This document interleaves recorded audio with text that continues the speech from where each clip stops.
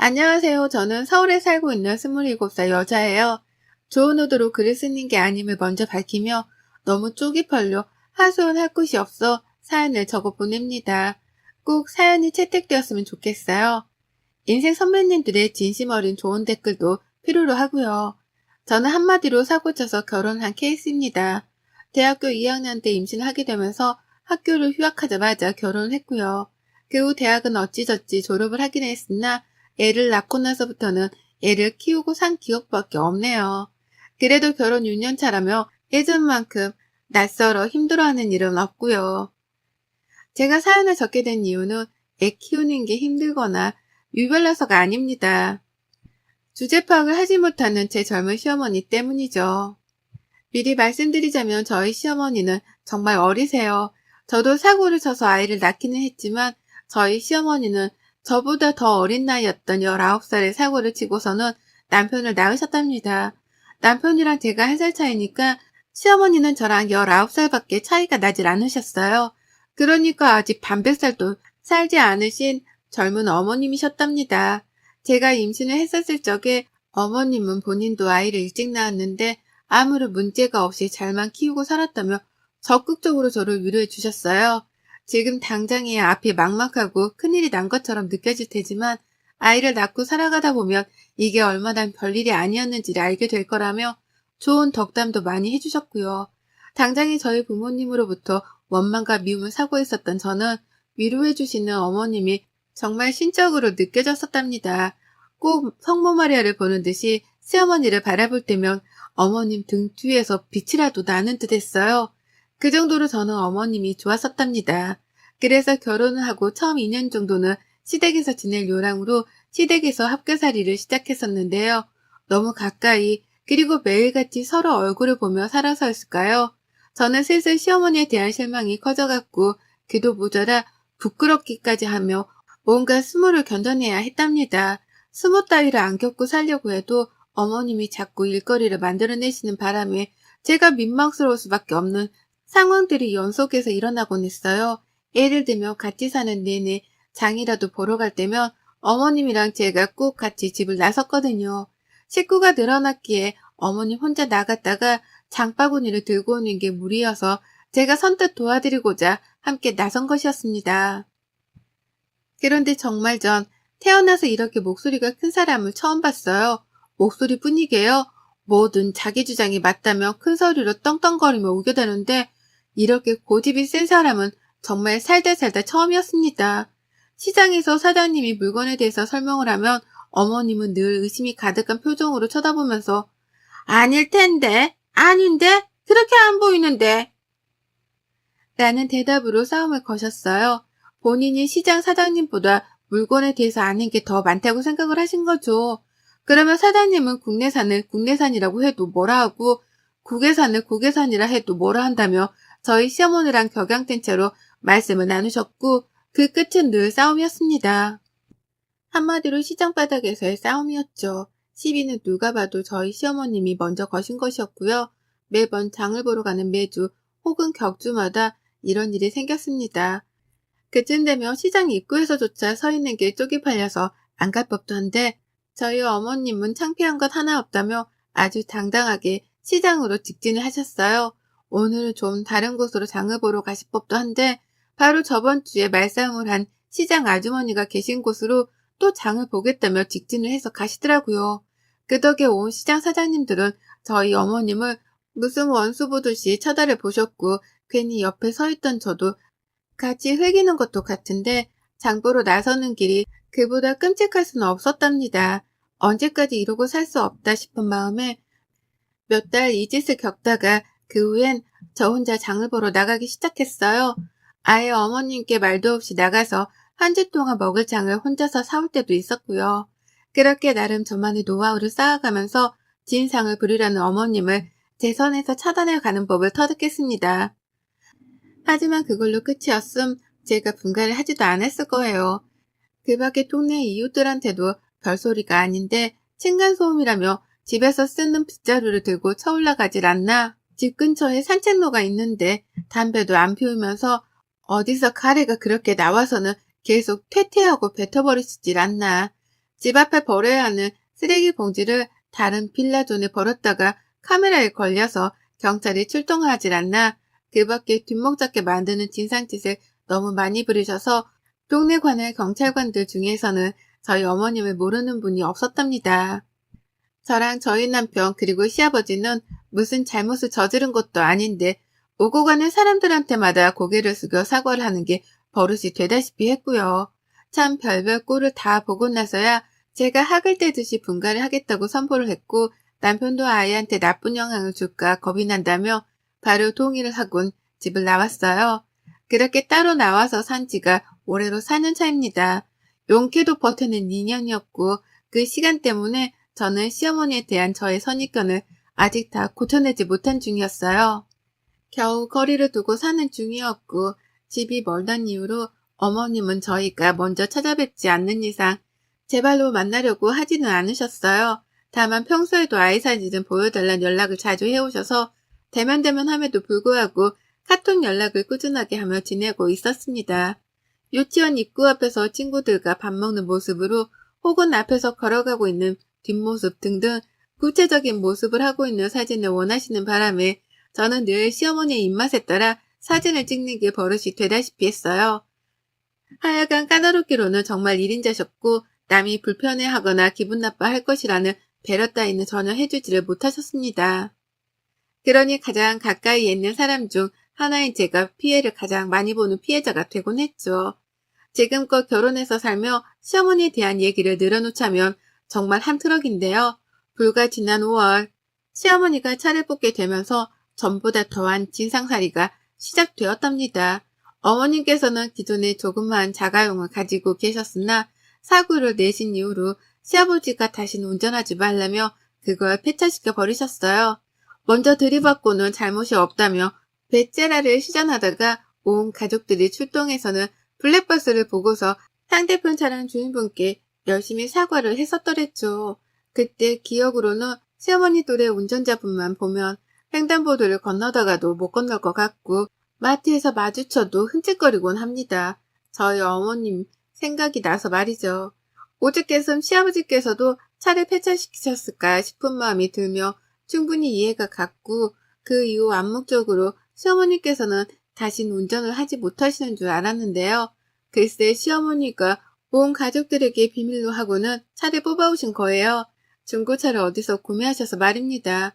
친한 지인분 아들이 초보운전용으로 타고 다니던 차를 판다고 해서 그걸 덜컥 사셨다는 거예요. 결국 그 바람에 어머님은 다시 차를 몰게 되셨고 저는 어머님의 조수석에 앉아 시어머니를 감시하는 역할을 맡게 되었답니다.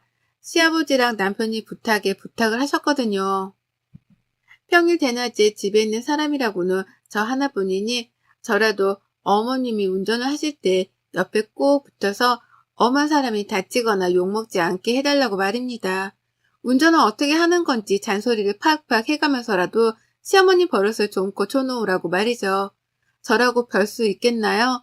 이미 진상 부리는 행동이 몸에 배어버린 사람인데 제가 옆에서 잔소리를 한다고 해서 뭐가 나아질 분은 결코 아니셨습니다. 다만 제가 그렇게라도 옆에서 눈치를 주면 어머님이 최소한 눈치를 보는 척은 하실 줄 알았네요. 이미 교통사고를 한 번 내신 분이니까 운전을 하면서 전보다는 더욱 조심하실 거라고도 예상을 했고요. 하지만 이런 당연한 저의 예상은 완벽하게 빗나가 버리고야 말았습니다. 사고를 내본 사람이라면 더더욱 주변 차량의 존재에 신경을 쓰고 사소한 것도 조심스러워하면서 할 텐데요. 저희 어머님은 정말 예상을 빗나가셨죠. 인도 앞에 서 있으면서 멀쩡히 인도를 지나가는 사람한테 빨리 지나가라고 클락션을 울렸던 날엔 저 진짜 조수석에서 쥐구멍이라도 숨고 싶었어요. 지나가는 행인이 여학생이니 망정이었지 어디 깡패라도 지나갔다가 그 꼴을 당했으면 가만히 있었을까요? 그런 생각을 하니 진짜 조수석도 앉아있을 곳이 못 되었습니다. 하지만 이게 끝이 아니었어요. 사고를 냈었으니까 내가 이제 절대로 과속은 안 할 거야. 라고 하면서 느리게 가속 페달을 밟으셨는데 그게 어찌나 느리던지 오고 가는 주변 차량들의 진로까지 방해를 한 겁니다. 그래서 제가 조금 빨리 가거나 아니면 아예 빠져서 비켜주라고 말씀도 드려봤지만 어머님은 이렇게 대답을 하셨죠. 지들이 알아서 가겠지. 라고요. 뭘 말씀드려도 자기 알 바가 아니라고 귀를 닫으셨습니다. 오고 가는 차량들이 운전을 똑바로 하라면서 클락선을 내내 울리는데도 아랑곳하지를 않으셨어요. 오히려 귓다갑게 자꾸 빵빵거린다면서 한 번은 창문을 열고 가운데 손가락을 찍혀 올려 버리셨습니다. 아, 그때 그 순간은 정말 제 인생 최악의 날이었습니다. 온 차들이 저희를 지켜보는데 작은 차 안의 운전자가 당당하게 가운데 손가락을 찍혀 올리니 저 멀리 있던 차량의 아저씨까지 창문을 열고는 소리를 지르셨어요. 운전 똑바로 하라고 말이죠. 흔히들 들어봤죠? 아줌마가 집에서 밥이나 차릴 것이지 왜 나와서 운전을 하냐는 말입니다. 전 이런 얘기가 90년대나 일어나는 말인 줄 알았는데요. 저희 시어머니 때문에 한 번도 아니 여러 번을 들었답니다. 운전 똑바로 할 거 아니면 집에 가 밥하라 소리를 귀에 딱지가 나도록 들었네요. 그 바람에 제가 시어머니를 부여잡고는 도대체 왜 이렇게 운전을 하는 거냐면서 미치도록 화를 낸 적이 있었어요. 도무지 화끈거리는 얼굴을 도로 위에서 들고 다닐 수가 없으니 이렇게 운전을 할 거면 차라리 내려달라고 말이죠. 그러자 저희 어머님 버스 서는 정류장에 떡하니 들어가서는 저를 내려주시더라고요. 그리고는 창문을 내려서 어디 버릇없게 시어머니한테 내려달라 말아야? 내가 네 개인 택시기사냐? 라고 욕을 쏘아대셨답니다. 버스를 기다리는 승객들이 와르르 서 있는 정거장이었는데요. 모두가 저와 시어머니의 싸움을 목격했어요.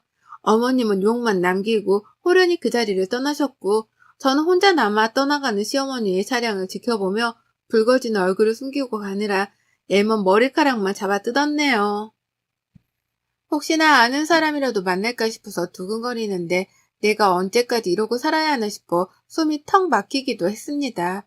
그러나 결국 언젠가 사고 칠 거라고 예상했던 어머님이 치고야 마셨어요. 고 기다리던 그 사고를 정말로 쳐내신 겁니다. 그날따라 왠지 시어머니랑 차를 같이 타고 싶지 않았는데 어머님이 애사진을 보여달라고 전날부터 닥달을 하시다가 자연스럽게 시아버지가 병원을 가셔야 한다고 말씀을 하셨어요. 어머님 혼자 가는 거라면 제가 그냥 알아서 가라고 했을 거지만 시아버지가 가신다고 하니 괜히 신경이 쓰이더라고요. 그래서 애를 유치원에 보내놓고 시어머니 댁으로 찾아뵈었습니다. 시아버지께서는 나가는 순간부터 시어머니 차를 타기 싫다면서 입이 대빨 튀어나오셨어요. 몰래 차를 산 것도 모자라 운전을 계속하고 다니신다고 생각을 하니 화가 나셨는지 문 앞에서 시위를 하며 운전을 자기가 하겠다고 몰아세우셨습니다. 하지만 결국 저희는 시어머니가 운전하는 차에 올라탔어요. 시어머니의 고집을 말릴 수 있는 사람은 아무도 없었으니까요. 그렇게 저희는 함께 병원으로 출발을 했습니다. 다소 불안한, 하지만 일단 가벼이 마음을 먹고 차에 올라탔는데 한 15분쯤 갔을까요? 지금도 그때 생각만 하면 식은땀이 순간 스쳐 흘러내리네요. 아버님이랑 대화를 나누며 최대한 긴장하시는 아버님의 마음을 풀어드리고 있던 그 찰나 갑자기 쾅 하는 소리와 함께 세 사람 모두가 앞쪽으로 쏠렸습니다. 시어머니가 꼬리타기를 하며 바뀌고 있는 신호를 따라 우회전을 하시다가 신호를 따라 정상적으로 출발을 한 차량과 부딪혔습니다. 근데 또 웃겼던 것이 그런 상황이면 저희가 모두 다 충격을 받아 오른쪽으로 쏠려야 했는데 시어머니가 운전을 요상하게 하면서 우회전을 하시다가 그대로 앞부분을 다른 차와 들이박은 거예요. 그래서 모두가 충격을 받자마자 앞쪽으로 쏠렸던 것입니다. 사태 파악을 하느라 한참의 시간이 걸렸고 누가 봐도 우리의 잘못이란 건 알았는지라 아버님과 저는 뒷목을 잡으면서 할 말을 잃었어요. 둘 다 결국 또 터졌구나 하는 마음으로 허망하게 시어머니를 노려보며 서로를 챙겼습니다. 근데 시어머니는 이번에도 당당하더라고요. 정말 쪽팔림이라고는 하나도 느끼지 못하는 건지 상대편 차량에서 운전을 어떻게 하냐며 막 나와서 보험을 부르며 어머님을 부르시는데 어머님은 누가 뭐 잘못을 했는데 차가 앞에서 오고 있으면 비켜줄 생각을 해야지 그걸 그대로 갖다 들이받고 말이야. 당신 깡패야? 이게 깡패가 아니면 뭐야? 라고 하며 막받아 치셨답니다. 그리고는 한참이나 걸려 사고 운전자와 말싸움을 하느라고 쉬지도 않고 소리를 질러대셨어요. 보험차고 뭐고 이미 중재를 시킬 만한 사람이 모였음에도 불구하고 잘못을 인정하지 않는 시어머니 때문에 사건 해결은 어려웠고 그 타이밍에 저와 시아버지가 나섰죠. 좀! 어머님 좀 그만하세요! 라고 하며 저 멀리서부터 뒷목을 잡은 채로 소리를 지르며 다가갔습니다. 어머님은 얘가 왜 이러냐는 표정으로 저를 바라보며 넌 가만히 있어! 잘 알지도 못하는 게! 라고 입을 닫게 하셨죠. 하지만 저는 거기서 멈추지 않았습니다. 쪽팔려 죽겠네 정말. 어머님이 먼저 갖다 들이받고서 뭘 잘했다고 큰 소리예요. 잘못을 했으면 잘못했다고 사과를 먼저 하셔야지. 뭘 잘했다고 자꾸 쫑알쫑알. 여기 있는 사람들이 다 놀고 먹는 배수인 줄 아세요? 다들 바빠 죽겠는데 얼른 사과드리고 보험 처리하세요.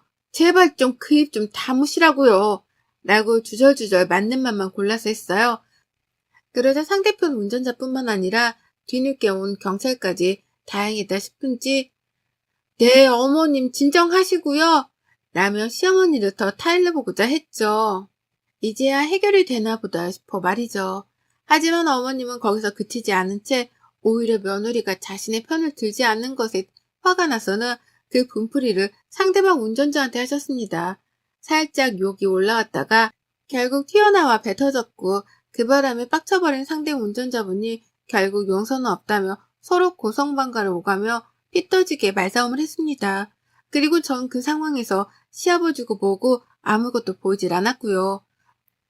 그저 죄 없는 사람이 피해만 보지 않았으면 하는 마음에서 경찰분께 이실직고를 했답니다. 시어머니가 100% 잘못을 한 거고 내가 뒤에서 다 목격을 했다고 언제든 증인이 필요하면 불러달라고 전화번호까지 남겼어요. 그리고는 그 상황을 얼른 벗어나야겠다며 오만 사람들이 지나가며 쳐다보고 있던 사고 현장을 혼자서 벗어났습니다. 정말 지옥과도 같은 시간이었네요. 시어머니는 제가 한참 멀리 떨어져 가고 나서야 며느라, 야, 너 어디 가? 놔두고 어디 가냐니까? 라며 불러대셨어요. 중간중간에 씨라는 단어를 몇 번 첨가해 가면서 열불 난다는 티를 팍팍 내기도 하셨죠. 하지만 저는 끝까지 시어머니를 모른 척 했고 그 길로 집을 향해 달려오고 난 후에야 숨을 돌릴 수 있었습니다. 내가 다시 시어머니의 차량에 올라타면 사람이 아니라는 생각으로 시어머니 번호까지 단박에 차단을 해버렸어요. 남편한테도 바로 사실을 털어놓으면서 어머님이 또 길 한복판에서 멀쩡한 사람을 쳐놓고서 발뺌하는 대형 사고를 쳤으니 그런 줄 알라 경고도 남겨놨고요. 남편은 또 우리가 사죄를 해야 할 일이 생긴 거냐면서 너무 속상해했습니다. 도대체 나이를 먹을 대로 먹은 사람이 왜 그 모양인지를 모르겠다며 억울해하기도 했고요. 하지만 저는 당장에 남편 속마음을 들어줄 여유가 없었어요. 시어머니가 사고를 내긴 냈으나 그 충격으로 인해 앞으로 쏠릴 뻔하기도 했고 사고 후유증으로 마음이 계속 두근거리는 것이 기분이 너무 안 좋았거든요. 일단 저도 휴식을 취해야 했기 때문에 시어머니를 완전히 무시하고 모른 척하며 안정을 취했습니다. 그리고 그날부로 정확히 하루 뒤 주말에 남편한테로 시어머니 전화가 걸려왔어요. 근데 시어머니가 울고불고 난리도 아닌 채로 전화를 받으시는 거예요. 왜 그러나 싶어서 귀를 쫑긋거린 채로 들어봤더니만 세상에 어머님이 사고를 낸 그 당일 정말 많은 일들이 있었더라고요. 제가 시아버지고 뭐고 다 버려둔 채로 혼자서 집으로 도망쳐 온 후 말입니다. 제 딴에는 시어머니를 모른 척하며 무시하기 위해서 혼자 도망을 쳤던 건데요. 글쎄 저희 아버님은 아버님대로 혼자서 그 길로 도망을 쳤다는 거예요. 그러니까 제가 제 집으로 도망쳐 나온 그 사이 아버님은 그 길로 또 혼자 택시를 잡고 바로 가려던 병원으로 가셨다는 겁니다. 그 바람에 사고 현장에 남은 건 시어머니 혼자셨고 이미 상대편 운전자를 필요 이상으로 열받게 만들어버린 시어머니는 모두가 보는 앞에서 상대편 운전자가 내뱉는 욕과 폭언을 들어가면서 욕바지가 되셨다고 해요. 엄밀히 말하면 시어머니가 잘못을 저지르고 이 모든 상황을 만든 장본인이니 욕바지라고만 표현을 할 수는 없지만 그 상황에서 자신의 행동에 대가를 치르신 건 분명해 보였습니다. 그 길로 충격이 크셨지만 진정을 할 새도 없이 어머님은 경찰서로 끌려가셨다고 하고요. 상대편 운전자분이 괘씸하다며 정신적 피해보상까지 요청을 하게 되며 이 일은 소송으로까지 번지게 되었다고 하더군요. 그런데 아무리 전화를 해도 아무도 안 받고 시아버지도 집을 나가버리셔서는 어제 하루 집에 들어오지를 않았다며 겁에 질려 하기까지 하셨답니다. 네, 그렇습니다. 저희 시아버지는 그 길로 병원을 갔다가 집으로 돌아가지도 않은 채 동생분이 사시는 집으로 가서는 외박을 하셨다네요. 저는 저대로 시어머니 번호를 차단하고 더러워 안 본 다음에 모른 척을 했었고요. 그와 더불어 저희 남편은 남편대로 시어머니가 사고를 당한 줄을 저에게 들어 알고 있었으면서도 불구하고 어머님이 뒤치다거리를 하기 싫다며 어제 하루 종일 핸드폰을 꺼놨던 겁니다. 결국 외동아들 하나만 키우시는 저희 시어머니는 아들에 이어서 남편, 며느리까지 아무도 자기의 전화를 받지 않으니 경찰서에서 꼼짝없이 혼자 앉아 그 엄한 벌들을 두드려 받고 나오셨다네요.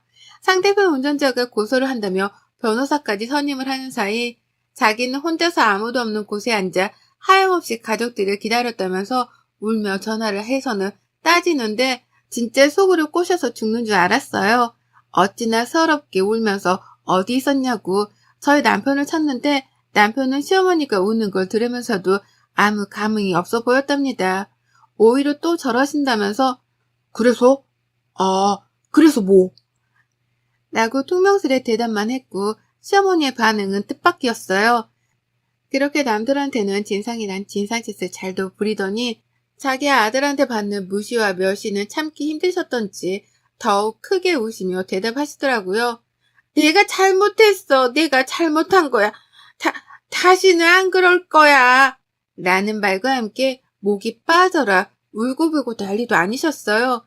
생전 처음으로 시어머니 입에서 잘못이란 말이 튀어나왔고 그 말에 퍽 놀란 저희 부부는 다소 난감하긴 했으나 이따라도 버릇을 단단히 고쳐드려야겠다는 생각에 일단 전화는 끊어버렸습니다. 진짜 잘못을 했다고 생각하면 법적 조치도 달게 받으라는 말씀을 남긴 채 말이죠. 결국 진상 부리기 좋아하는 우리 어머님은 민폐 운전의 끝판왕을 선보이다가 피해자한테 욕이란 욕도 먹고 고소도 당하고 경찰서도 끌려간 걸로도 모자라 자식 배우자 며느리한테 무시까지 받는 최악의 결말을 맞이하셨답니다. 지금도 시아버지는 동생분 집에 계시면서 집으로 돌아갈 생각을 안 하고 계시고요. 저희 부부는 시어머니 연락을 일절 무시하며 버티고 있어요. 어떻게든 혼자 해결을 하게 만들어야지만 깨닫는 게 있을 거라면서 최선을 다해 어머님 연락을 끊어내는 중입니다. 뭐 어쩌겠어요. 평소에 잘 행동하고 살았음 이렇게까지 모른 척 하진 않을 텐데 이게 다 어머님이 뿌린 대로 거두고 있는 거죠 뭐. 여러분의 생각은 댓글로 남겨주세요. 오늘도 시청해 주셔서 정말 감사합니다.